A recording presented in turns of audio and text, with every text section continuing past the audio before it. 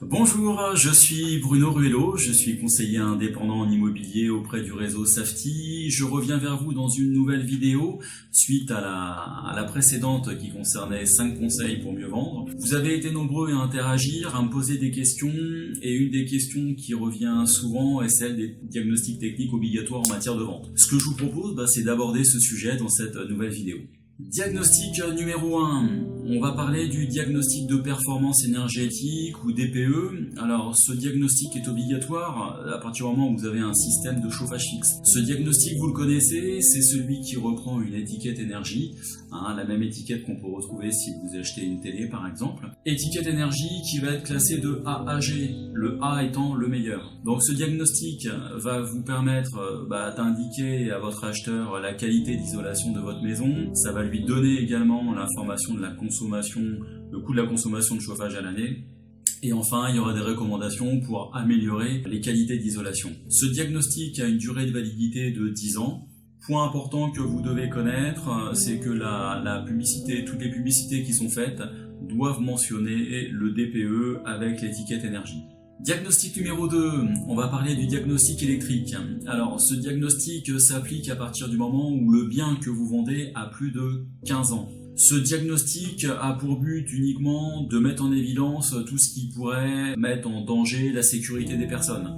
Donc, ce sont les points qui vont ressortir dans le rapport du diagnostiqueur. La durée de validité de ce diagnostic est de 3 ans.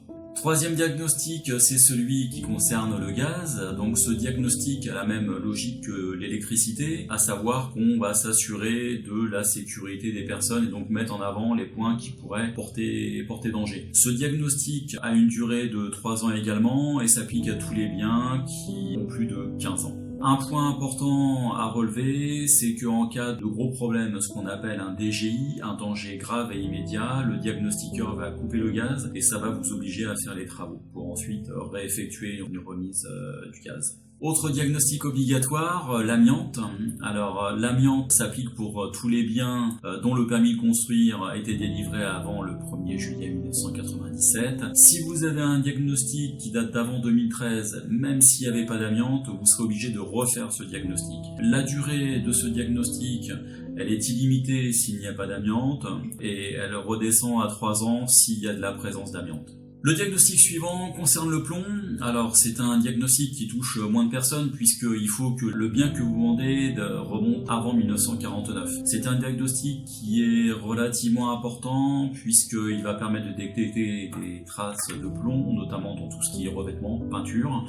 C'est important puisque s'il y a du plomb dans les peintures, les enfants peuvent être amenés à manger des petits morceaux de peinture et ça crée le saturnisme. En termes de durée de validité, ce diagnostic, donc la durée est illimitée s'il n'y a pas de plomb de trouvé. S'il y a du plomb de trouvé dans des seuils qui sont relativement faibles, la durée de validité est d'1 an.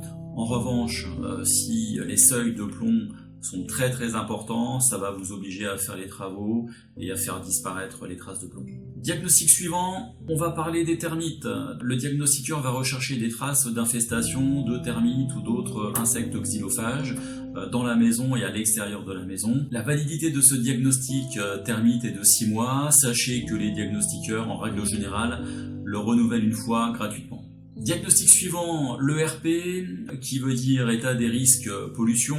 Ce diagnostic permet de mettre en évidence tous les risques naturels, miniers, technologiques, de pollution concernant le bien et le lieu dans lequel vous habitez. Ce diagnostic va également indiquer, et vous allez indiquer en tant que vendeur, à l'acquéreur si le bien que vous vendez a fait l'objet d'un sinistre indemnisé au terme d'une catastrophe naturelle. Ce diagnostic a une durée de validité également de 6 mois. Autre diagnostic, le diagnostic piscine qui va se charger de vérifier la conformité de l'installation et de la protection de votre piscine. Alors il y a 4 types principaux de protection. Le premier c'est l'alarme, ensuite vous avez les barrières, puis la bâche ou le rideau, le volet roulant qui va venir sur la piscine et enfin vous avez les abris en dur qui surplombent la piscine. Sachez que les notaires demandent systématiquement au moment du compromis de vente et à l'acte ce document suivant ce diagnostic. Diagnostic suivant, il s'agit de la Carrez, la loi Carrez, vous en avez certainement entendu parler. Ce diagnostic s'applique uniquement aux biens en copropriété, donc que vous soyez en appartement copropriété verticale ou bien en maison dans le cadre d'une copropriété horizontale. Ce diagnostic va donner une mesure, une surface habitable privative, donc qui est effectuée par un diagnostiqueur. Comment ça se passe? Il prend toutes les surfaces habitables au-dessus d'1,81 m et puis il retire tout ce qui est épaisseur de mur, cloison, escalier, cage d'escalier, embrasure de fenêtre, etc. La durée de ce diagnostic est illimitée, toutefois pensez à le refaire si vous avez fait des travaux d'aménagement dans votre appartement, dans votre maison, notamment qui auraient tendance à diminuer la surface, isolation supplémentaire, ce genre de choses. Ce point-là est très important puisque si la surface réelle est inférieure de plus de 5% à la surface qui a été mentionnée dans l'acte de vente et que l'acquéreur s'en rend compte, sachez qu'après la vente, il a 1 an pour mener une action en diminution de prix. Diagnostic suivant, qui est plutôt une information qu'un diagnostic, ça concerne la mérule. Alors la mérule, c'est un champignon qui s'attaque au bois et qui peut faire de gros dégâts.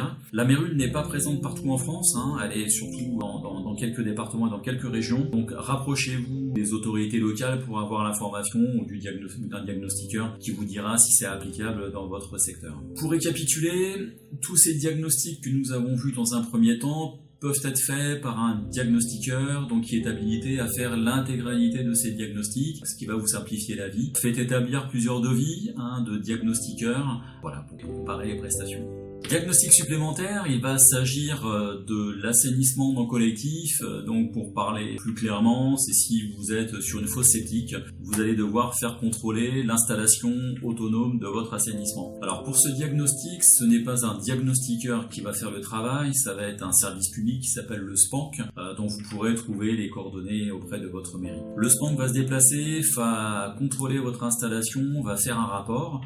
Et au vu de ce rapport, il peut y avoir plusieurs conséquences. Alors la durée de validité de ce rapport est de 3 ans. Sachez que si l'installation est jugée non conforme, vous aurez 4 ans pour faire les travaux. En revanche, si vous vendez, l'acquéreur aura 1 an pour faire les travaux après l'acte de vente. Dernière information, il ne s'agira pas d'un diagnostic, mais d'une information que vous pourrez être amené à donner à partir du 1er juin 2020 si vous êtes dans le périmètre d'un aérodrome.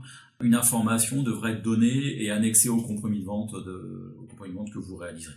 Voilà pour les principaux diagnostics de vente. J'espère que ces informations vous ont été utiles. En tous les cas, je vous souhaite une bonne journée et je vous dis portez-vous bien et à très bientôt.